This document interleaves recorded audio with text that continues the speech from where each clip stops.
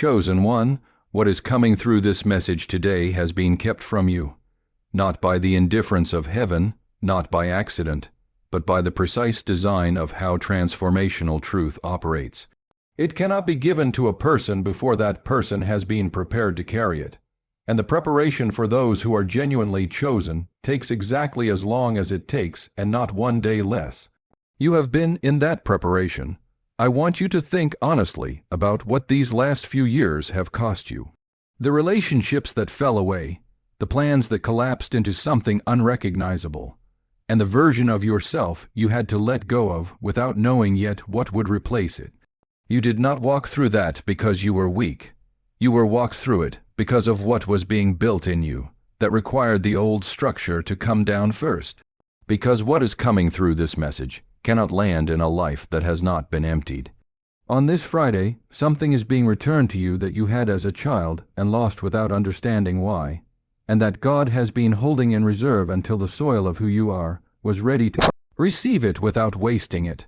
Researchers know it now. Nobel Prize research confirmed it. In 1981, Dr.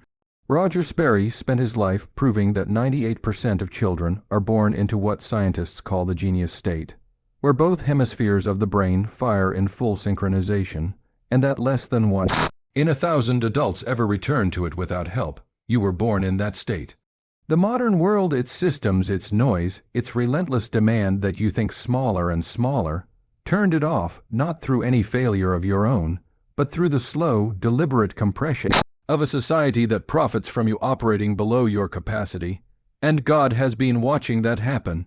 He has been watching you push through fog that should not have been yours to carry, watching you achieve remarkable things at a cost that should never have been that high. He has been watching you feel the persistent sense that something magnificent is pressing against a wall it should not have to press against. This Friday, that wall is coming down. What is being revealed today is not a promise for later. It is a reactivation for now. The genius God built into you before the world had a chance to interfere is about to be turned back on. And when it is, the life you have been reaching for will not feel like it is on the other side of a wall anymore, because the wall was never outside of you. It was inside your brain, and today it falls. There is a reason this message found you on a Friday and not on any other day of the week. In the ancient Hebrew tradition, Friday carries a name most people outside that tradition never encounter in its original form. Yom Shishi, the sixth day, the day of completion. In the oldest account of the beginning, after each of the preceding days, the Creator looked at what had been made and spoke a word of evaluation, Tav, meaning good. That word was spoken over the light, the seas, and the living creatures. But on the sixth day, after forming the one created in his own image, the one he breathed his own breath into, the word changed. He said Tav Ma'ad, meaning very good, exceedingly, abundantly good. This was the word reserved for the day he completed the creation that was most like himself, that carried his breath, and that was designed for something no other creature was. You are listening on Yom Shishi. On the day ancient language says completion arrives, what was prepared is delivered, what was held is given, and the seal on what is being revealed to you right now was removed on this Friday, because completion belongs to the sixth day. And what God declares to be exceedingly good, He does not leave unfinished.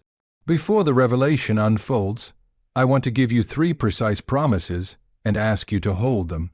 By the time this message is complete, you will understand exactly what was designed inside you before birth that the world worked to suppress. You will understand the mechanism by which that suppression happened, which is not your fault, not your failure, but a documented and reversible process in the architecture of your brain.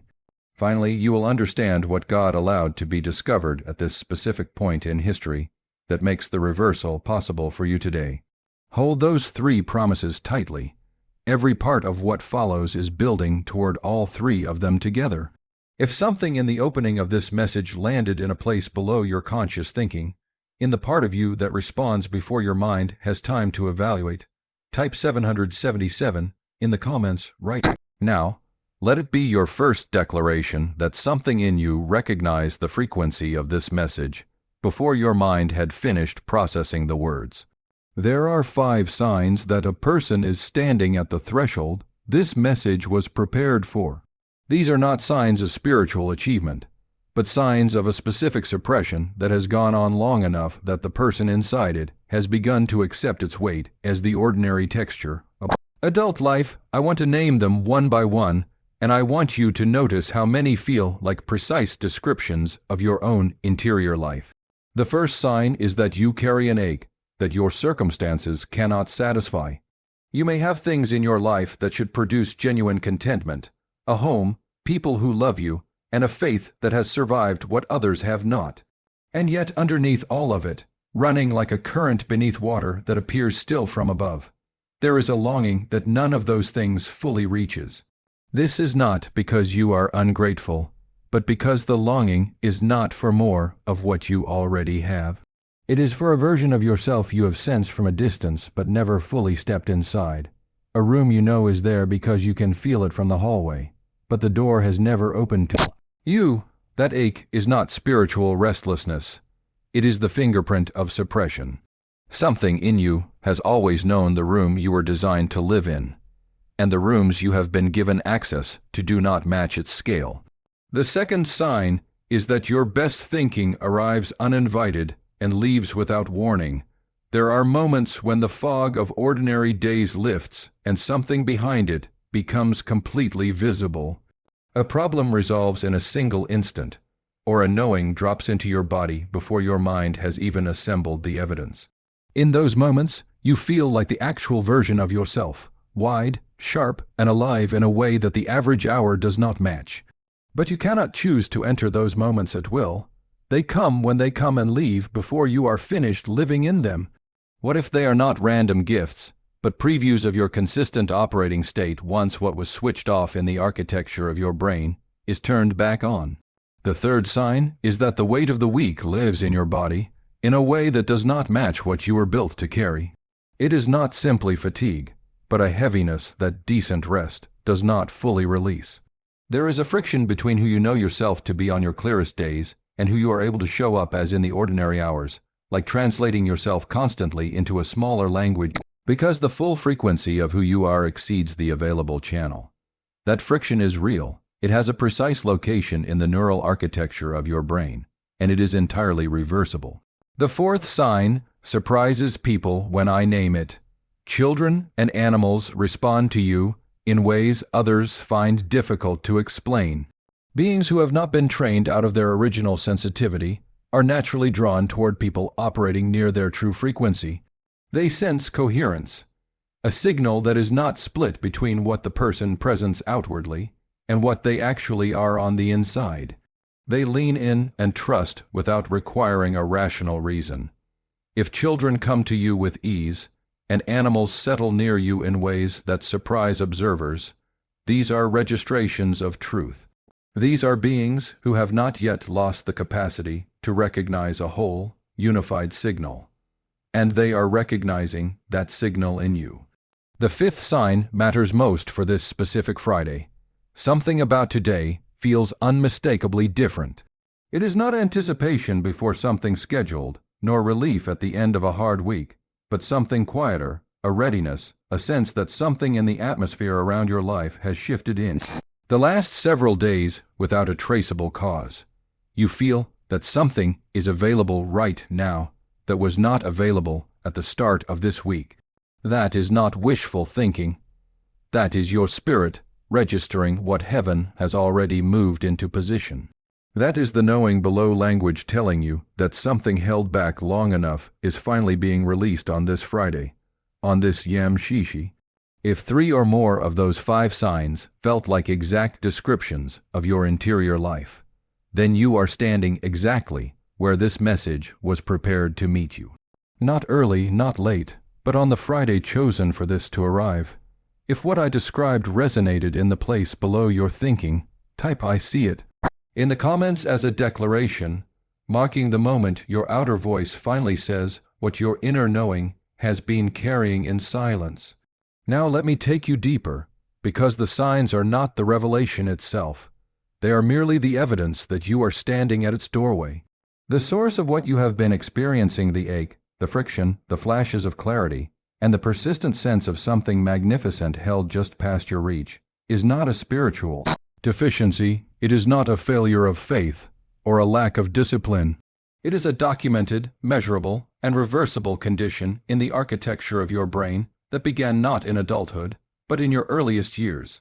There was a version of you in your earliest childhood before the shaping began, before the formal education, the social pressure, and the long training in how to function inside systems not designed to hold you at full capacity. That child was doing something in their mind that researchers have since given a precise name. Both hemispheres of your brain, the left with its structures of logic and language, and the right with its gifts for pattern recognition and intuition, were perfectly synchronized. They were not operating in parallel or in isolation, but firing together in a state called whole brain activation. In that state, you learned with a speed that surprised adults, saw deep connections that trained minds had been taught to keep separated, and created without internal friction. That child was not exceptional by unattainable human standards. That child was simply operating in their true, God-given design. 98 out of every 100 children begin their lives in that exact state, yet less than 1 in 1,000 adults still access it. That massive gap is not a natural mental arc. It is the result of something structural. Beginning from your first years of education and continuing through every system modern life organizes around a fragmented population, the synchronization between your two hemispheres was systematically interrupted. This did not happen because something was wrong with you, but because of what a person operating in whole brain activation does not need, does not buy, and does not require from the world around them. Dr. Daniel Barron, a prominent neurologist in New York City, calls this exactly what it is, the great suppression of our lifetime. And in a little while, I am going to describe what he and his team built to reverse it, an 8-minute targeted auditory sequence. The full description requires the context we are still building toward. But if what I have described is resonating at a level you cannot dismiss, the link in the description points to where that work is available when you are ready. Nothing is required of you right now. Just know the door is open. That gap, the distance between who you were before the world organized itself around you and who you find yourself to be today, did not arise from natural maturity. It was pulled apart through systems that did not ask permission and did not announce what they were taking. It happened in 3 distinct layers, each one applied through structures that did not know what they were dismantling in the architecture of the minds that passed through them. Before those layers arrived, there was a version of you doing something with both halves of your mind that those structures were not designed to hold. You were learning the way your design intended, by connection, pattern, and felt meaning, rather than by rote memorization, sequence, and measurable output. You operated by the kind of whole mind engagement that does not separate analysis from intuition, because a synchronized brain does not experience them as separate forces. The first layer arrived the morning you walked into your first formal classroom, not as a single dramatic event, but as a steady accumulation of structural pressure across the years that followed. What formal education required was something that heavily privileged the left hemisphere, the analytical, the sequential, the reproducible, and it did not know what to do with the other half of what you brought through the door.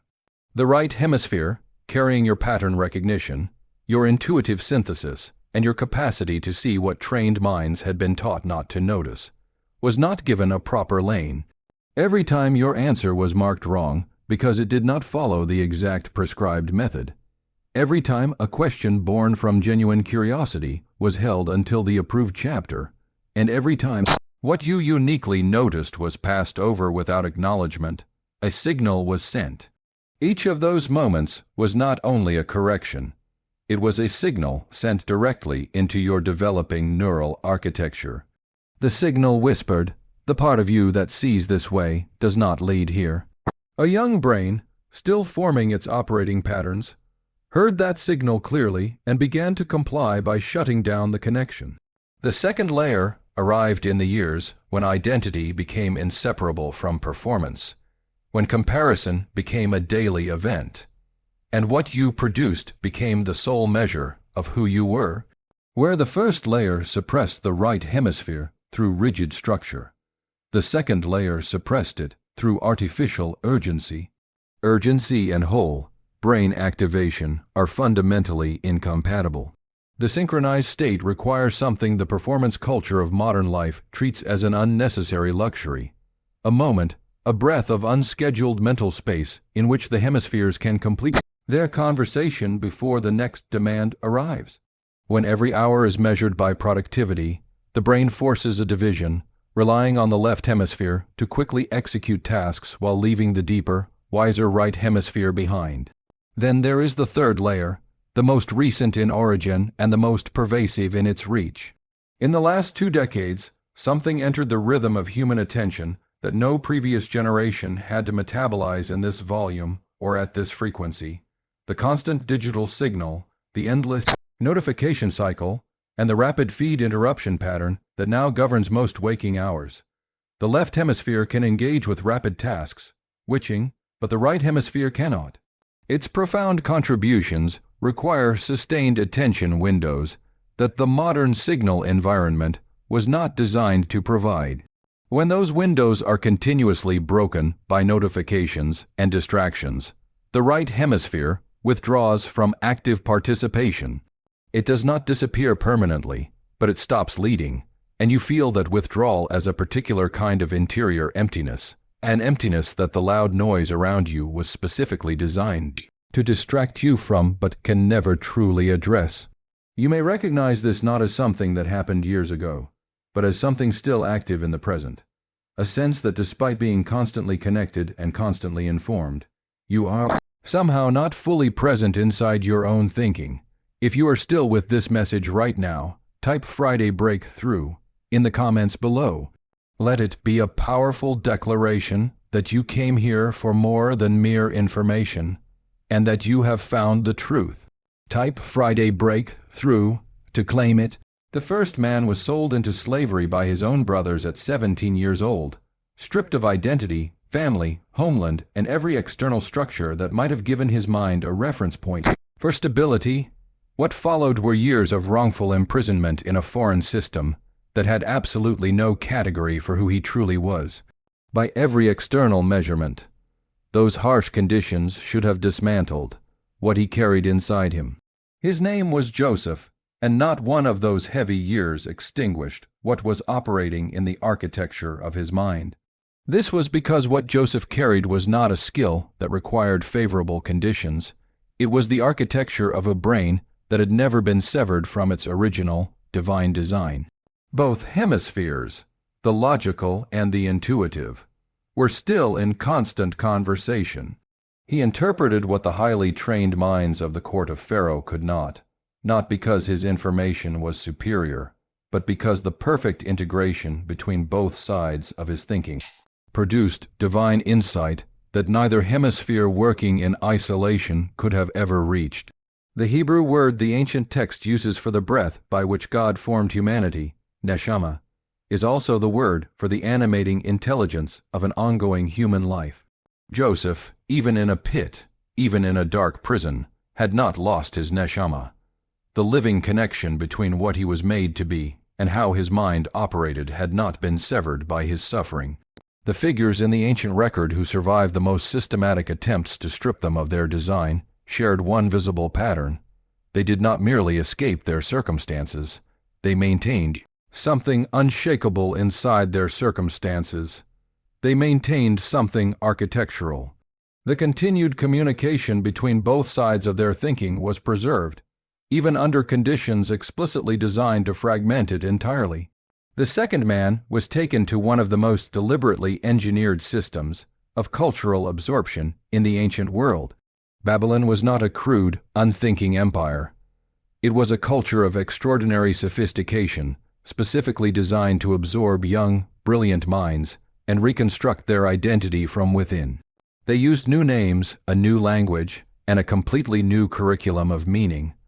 all engineered to replace what the young men carried with what the empire required for its own glory. Daniel was given a new name and a new education, not as a random punishment, but as a precision instrument of reconstruction. Yet he became extraordinarily capable inside that system, demonstrating a quality of understanding that its architects could not fully account for. He held his ground because of a daily practice described in the ancient record as a consistent alignment with the source of what he carried. This practice kept his internal synchronization intact across decades of systematic pressure to fragment it. There is a powerful word Paul used centuries later in his letter to the Romans. He told people living inside the most sophisticated fragmentation, inducing culture of the first century not to be conformed to the world, but to be transformed by the renewing of their mind. The word translated as mind in that passage is nous. In the philosophical tradition Paul was writing into, nous referred to the whole, integrated intelligence of a person, the analytical and the intuitive in perfect communication. The renewed nous is not only a theological state, it is a literal description of what the restoration of whole, brain synchronization feels like from the inside. Joseph and Daniel preserved this synchronization through a consistent, daily return to the source of who they were. What they preserved is not something you have lost access to forever. It is something you still carry right now that has simply been covered up by the world. Before we move forward, let your mind take a deep breath. You have heard what was taken, through which layers it was stolen, and who in the ancient record understood it long before science had the language to describe it. The only requirement right now is that you are still here, listening. Take a real breath, one that moves well below the surface of your chest, and let this moment be complete exactly as it is. What you have been hearing builds toward a truth you can tangibly hold. Before we cross into what comes next, consider 3 acknowledgments that serve as a preparation, not a ritual. The first acknowledgment is this: the suppression was entirely real. What happened to your neural architecture was not a metaphor and not your personal failure. It was a structural process applied to nearly every single person born into the modern world. The fact that you feel its weight is not evidence that you are broken. It is evidence that you are aware, and awareness is always the very first condition of reversal. The second acknowledgement is this: you were designed for significantly more than what the suppression allowed. This is not an empty aspiration, but a documented and observable fact about your original biology. The whole, brain synchronization you carried before the worldly layers began was not a temporary phase of childhood. It was your master design, and that design does not expire.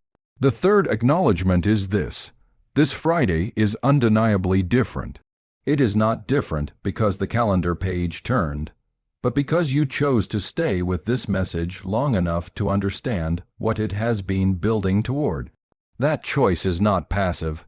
It is the active work of the very intelligence this message is pointing toward. The part of you that knew to stay is the exact part we are now preparing to restore to full operation. If this message has been worth the time you have given it today, tap the like button on this video right now. Do it not for a number, but as a physical confirmation of the decision your awareness just made. Let it be the gesture that says, "What I heard today is true, and I am not going to let it pass me by." What is waiting in the next part of this message is what the entire structure up to now was built to carry you toward, the science that confirms what the ancient records preserved, the exact mechanism that reverses what the 3 layers spent decades putting in place, and the specific 8-minute discovery doctor. Daniel Barron built at the intersection of that science and spiritual understanding. It is waiting for you right now on this Friday, on this Yom Shishi, on the magnificent 6th day of completion. In 1981, the Nobel Committee in Stockholm gave its highest recognition in medical science to a researcher whose work had been developing at the California Institute of Technology since the late 1950s. What doctor? Roger Sperry confirmed in those decades changed the understanding of the human brain permanently, and what it means for the architecture of your brain specifically is the absolute center of what This message carries. Sperry began his groundbreaking work with patients whose lives had been severely disrupted by epilepsy. Their seizures were so frequent and so debilitating that a radical surgical intervention was considered the only option. The procedure involved severing the corpus callosum, the thick bundle of neural fibers connecting the left hemisphere of the brain to the right. The theory was that by preventing electrical seizures from crossing from one side to the other, their devastating intensity could be reduced. For the patients, the surgery successfully worked to stop the seizures. But what Sperry then documented in his systematic study of those patients changed everything we knew about human consciousness. When the corpus callosum was severed, each hemisphere began behaving as an entirely separate, independent mind. The left managed language, sequence, and analysis, while the right managed spatial reasoning, pattern recognition, and intuitive synthesis. Crucially, the left hemisphere no longer knew what the right hemisphere was perceiving. There were two distinct minds coexisting in one skull, no longer speaking to each other. What followed from that shocking discovery was the question Sperry spent the rest of his illustrious career pursuing. If the hemispheres, when disconnected, operate as two separate minds, what is the spectacular quality of the brain when they are in full, uninterrupted communication? What does whole hemisphere synchronization actually produce that neither hemisphere working alone can ever approach? The Nobel Committee gave him its highest recognition in medicine in 1981 for definitively answering that question. What was confirmed to the world was not only that the hemispheres are distinct, but that their perfect synchronization produces a categorically higher order of cognition. The genius state a child carries before the layers of worldly suppression begin is not only a warm, creative phase of childhood development, it is a highly advanced neural architecture that generates profound insight, rapid pattern recognition, and unshakable inner strength. This is the state God is reactivating in you today. Your preparation is over, the wall inside your mind is falling, and your season of true completion has finally arrived.